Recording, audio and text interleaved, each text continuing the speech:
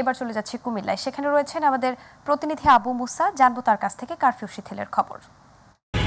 ধন্যবাদ আপনাকে। আমি আছি এই মুহূর্তে কুমিল্লা নগরীর ঈদগাহ এলাকায়। ঠিক আপনারা দেখছেন আমার আশেপাশে কিন্তু যানবাহন চলাচল করছে। কুমিল্লায় আজ কিন্তু যে চলমান কারফিউ রয়েছে, চলমান কারফিউর কুমিল্লায় সকাল 6টা থেকে রাত 9টা পর্যন্ত কিন্তু কারফিউ শিথিল করা হয়েছে। তো একটু জানিয়ে রাখি, কুমিল্লার যে 17টি উপজেলা রয়েছে, 17টি উপজেলায় এই গেল কয়েকদিনে নাশকতায় সম্পৃক্ত থাকার অভিযোগে কিন্তু প্রায় 200 জনকে গ্রেপ্তার করা হয়েছে। এবং আমরা দেখছি সরকারি যে সমস্ত স্থাপনাগুলো রয়েছে কিংবা অফিস আদালত রয়েছে, সেই জায়গাগুলোতে কিন্তু এখন পর্যন্ত প্রশাসনের পক্ষ থেকে বিশেষ নজরদারি করা হচ্ছে। এবং কুমিল্লার মহাসড়ক কিংবা শহর বন্দর বিভিন্ন জায়গায় কিন্তু সেনাবাহিনী, র্যাব, বিজিবি, পুলিশের পাশাপাশি কিন্তু নির্বাহী ম্যাজিস্ট্রেটগণও কিন্তু আমরা দেখছি টহল দিচ্ছেন।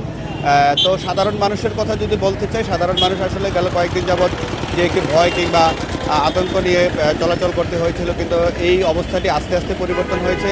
এখন বলতে গেলে অনেকটাই স্বস্তিদায়কভাবে কিংবা স্বাভাবিকভাবেই কিন্তু মানুষ হাট বাজার কিংবা রাস্তাঘাটে চলাচল করতে দেখছি। তো এই ছিল কুমিল্লা থেকে কারফিউর সর্বশেষ অবস্থা।